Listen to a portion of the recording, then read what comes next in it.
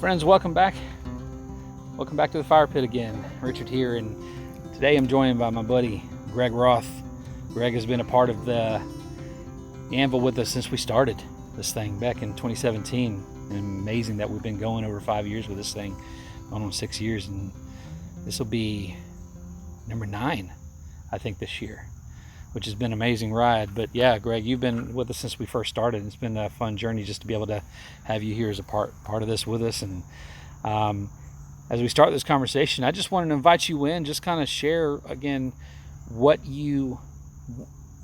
how you came to be a part of the weekend, and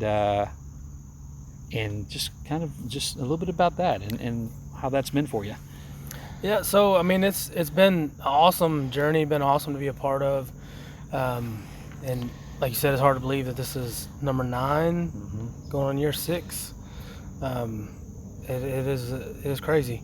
But initially, I mean, how I got involved was I was going to attend, and then one of the leaders dropped out, and so Richard said, "Hey, would you like to lead a group instead of just being an attendee?" So that kind of got me in there, and then been here ever since. And as the years have gone, stepped into taking more ownership as a leadership role and facilitator, and just taking the onus upon myself to be more involved, rather than just kind of there as a leader, but actually putting myself in sessions and putting myself out there, allowing God to use me in uncomfortable ways for me, but they seem to be becoming more comfortable.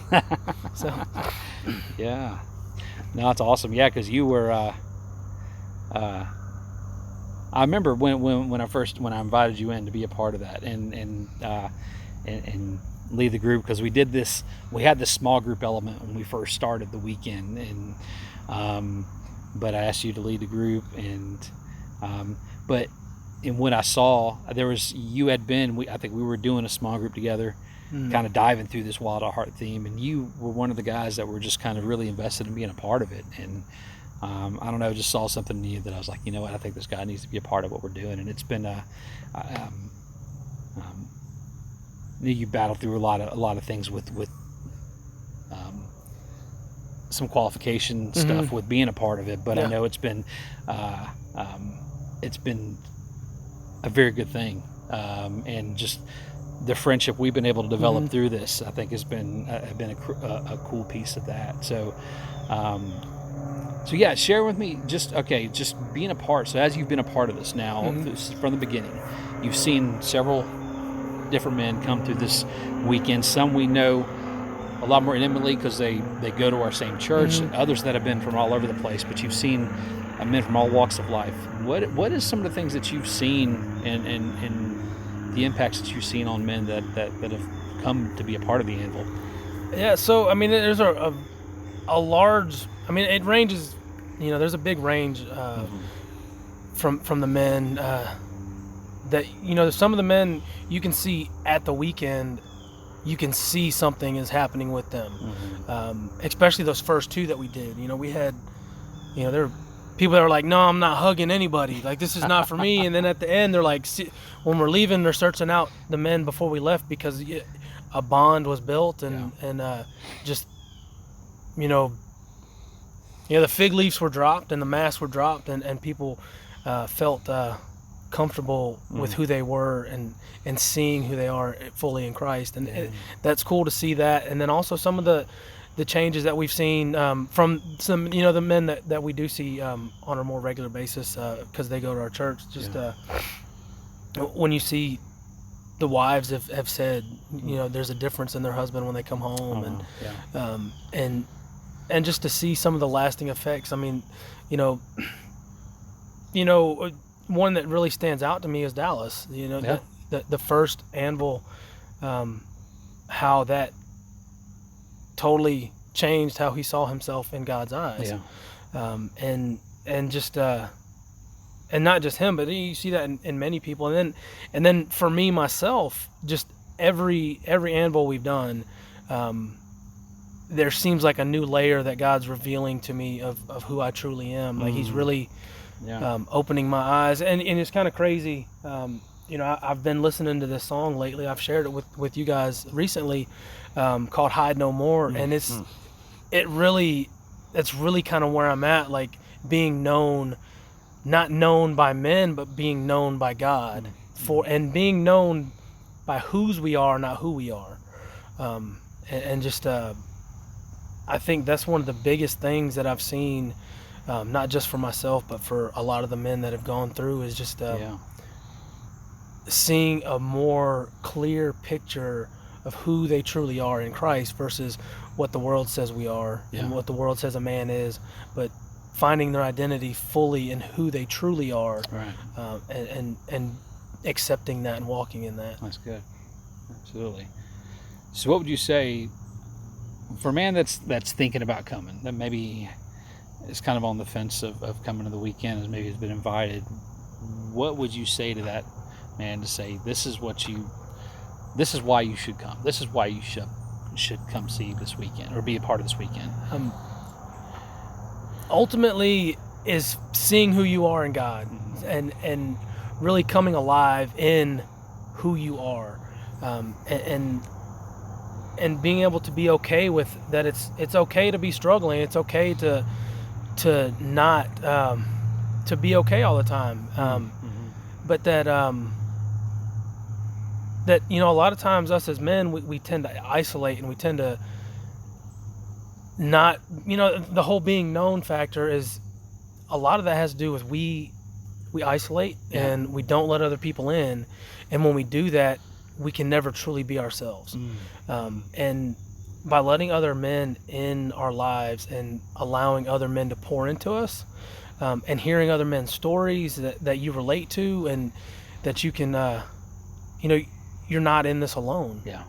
And to really see that, to find a group of men that you can go into battle with, and that have your back, and that are there for you for the right reasons, not for any ulterior motive other than they just genuinely love you as a man. And that's I would say that ultimately that's the biggest thing, that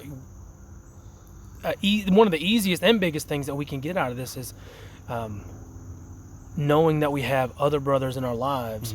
Because for me, that has been huge, to know that I'm not in this alone. With you and with Chris and with Steve and with the other men that have gone through, that there's a bond that has been formed and is continuing to build, and it's only getting deeper and better.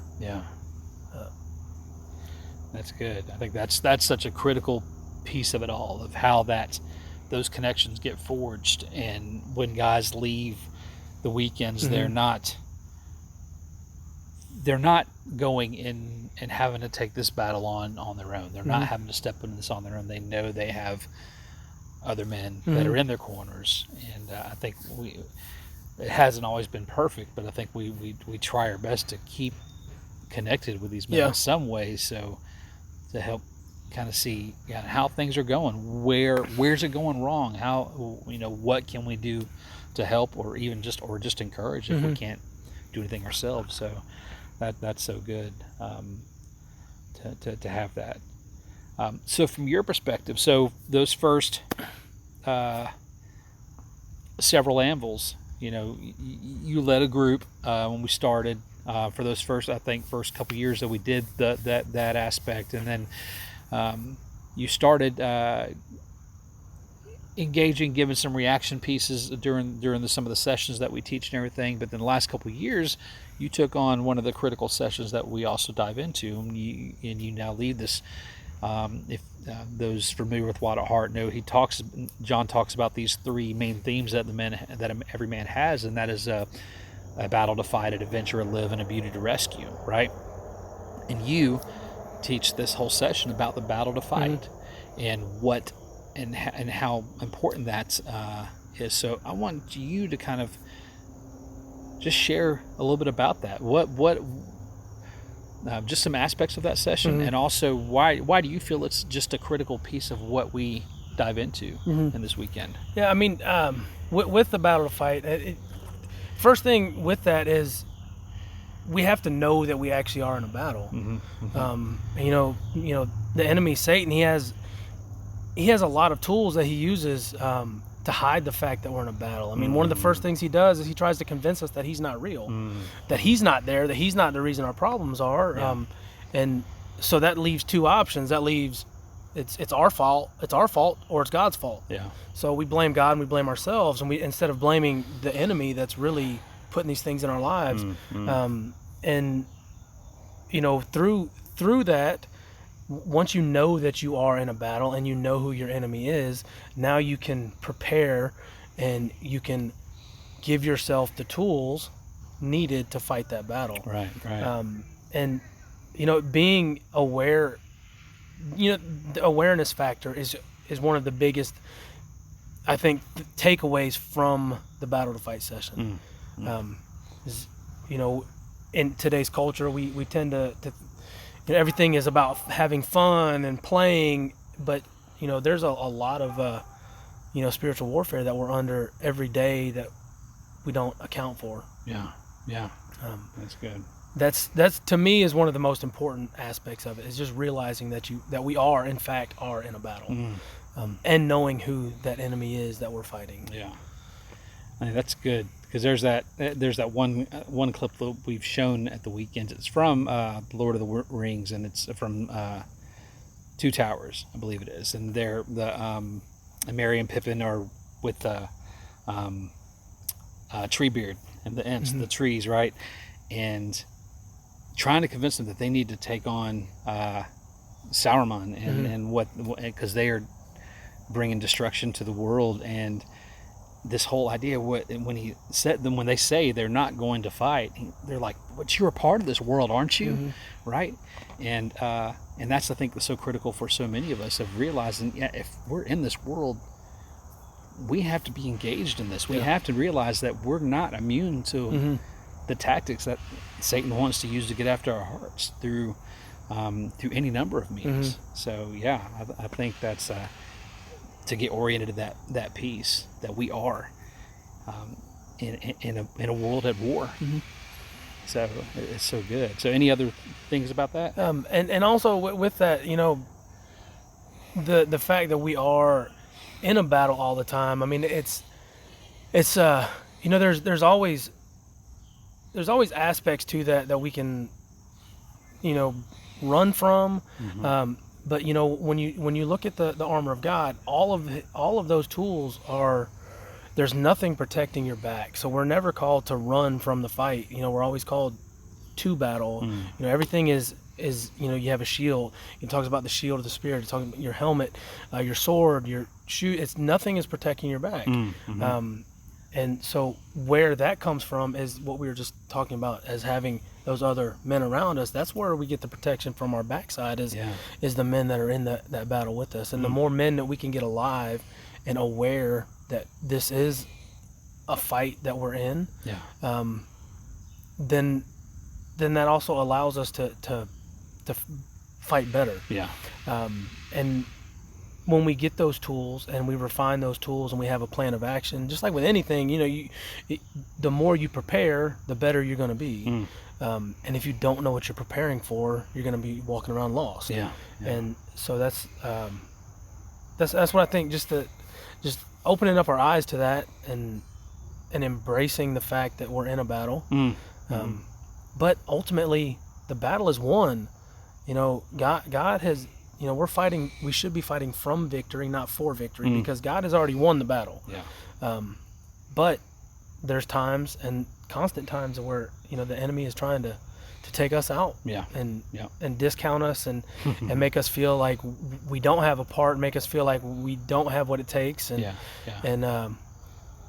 that's why weekends like this are so important, because it helps us to orient ourselves to Christ. And Christ tells us we do have what it takes, and we can be a part of this, and we can win. That's so good. I think that sums it up so well as to what we're after in this weekend. And when we can get engaged, and Steve and I had a conversation we shared in a previous video, just talking about identity, right? And when if you don't get that identity, if you don't get that piece, then you're not going to be able to engage in the right way in these battles. You're not going to be able to, as Michael Thompson puts it, you're not going to be able to become the warrior until you get that identity piece. So I think what we do in the course of this weekend, and what's been laid out so well, is helping men really realize that yes, there's been a lot of things that have gone wrong. But when you realize who you are, and you become more prepared to engage in anything that the enemy wants to try to throw our way, right? And that's it's so good to be able to be a part of and be able to do. So that's, I mean, I don't know. Any other thoughts you'd like to share about that? I mean, ultimately, it's just if nothing else, it is a great time for us as men to unplug and to plug into our true source, the true source of our energy, because we have so many things pulling at us every day, whether it's work, and not everything that pulls at us is bad. Not everything that takes energy from us is bad. I mean, our families are good. Our wives and our children, they're good things. But it's good to be able to unplug and to tap into God, to really reinvest ourselves, reinvest our time into Him, so we can refresh, and then we can bring that home to those, to bring them home to our family, and bring that strength that the world needs from godly men. They need God's strength in their lives. And there's so many things in our world today that discount what a true man is supposed to be. Oh gosh, yeah. And so by really seeing that perfect example of what a true man is through Christ, and bringing that home and allowing that to infiltrate our worlds is key. Yeah. That's good, man. That's good. No, I really appreciate you just diving in and be able to, just first being a part, saying yes, being willing to say yes to be a part of this weekend with me. It's been a wild journey. Yeah. I know these last 5-6 years of going through all this, but again, I'm just thankful that you're a part of it with us. I'm thankful just to be able to call you my friend and my brother. Yes, and absolutely, man. That's been so critical throughout this, that we've been able to continue to walk together through all this and journey this. We're not just doing this as a team. Well, yeah, it's a team aspect, but the friendship is even deeper, and that's what's even more important. So yeah, so that's it. I mean, I don't have much more for this conversation, man. I don't know unless you have any of the final thoughts. I mean, other than just inviting every man. We'd love every man to be a part of this. Of course, we'd love every man to come, but yes, we just be a part of what this weekend is and see what it is that God's got for you. What is He wanting to show you? Come with an open heart, being willing to experience that and see that. And it's for all ages too. Absolutely. Like, this is something that, I say all ages. I mean, all ages as adults. I'd say 17 would probably be the youngest. I would say would probably come. Don't bring a 13-year-old. Because we do get into some raw things. Yeah. But they're extremely necessary. Yep. But it's if you know a young man that needs guidance, like that's the ultimate guidance comes from God. Yeah. And that's what we're doing. We're pointing men to God. Absolutely. So they can see their identity in who they are through God. Absolutely. And no one else. Absolutely. It's not about us. It's not about. Yep. It's the men that are there. It's not really about them. It's about pointing them to God. It's about God. And it sounds cliche. This is about God, but it really is. It's really, truly, is finding our hearts, knowing that our hearts are not wicked, that we have a good heart, that God wants to refine us, and He wants to put us through trials, and He wants to use that refining fire to bring the best out of us. Because once you find out really who you are after you've been through something. That's right. If you've never gone through any struggle in your life, then you don't really know if you can go through it or not. Absolutely. Yeah. So that's what God wants. He wants to really see who we are. Absolutely. He knows who we are, but Yeah. He wants us to accept that and walk into that. Yeah, absolutely. That's right. Yeah, even Peter writes about that in 1 Peter, where he talks about to be joyous in the trials that we endure, because through that we're refined like gold is tested in fire, and brings about a genuine faith on the backside of that. So that's what's so cool. And this whole thing is all about that refinement, and it's that place where encounter can happen, so that the process can really begin of really walking deeper with God. So yeah, I know you said it's kind of cliche that it's about God, but yeah, it's not about anything we do. We've learned that a long time ago through some trial and error ourselves of realizing, this is not about Richard or Greg or Chris or Steve or anyone else on the team or that's been a part of this. It's about what does God want to do, and He's let us know from the get-go that He's running the show.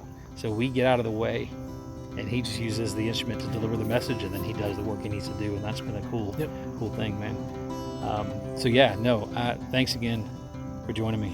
Thanks for having me. Absolutely, brother. And we want to invite y'all again, join us at the Anvil this November 10th through the 13th in Cleveland, Georgia, Strong Rock Camp. Register. Links in this video. You can click on it, register it, and come join us. We hope to see you in November. So thanks again, y'all, for joining us. See you next time.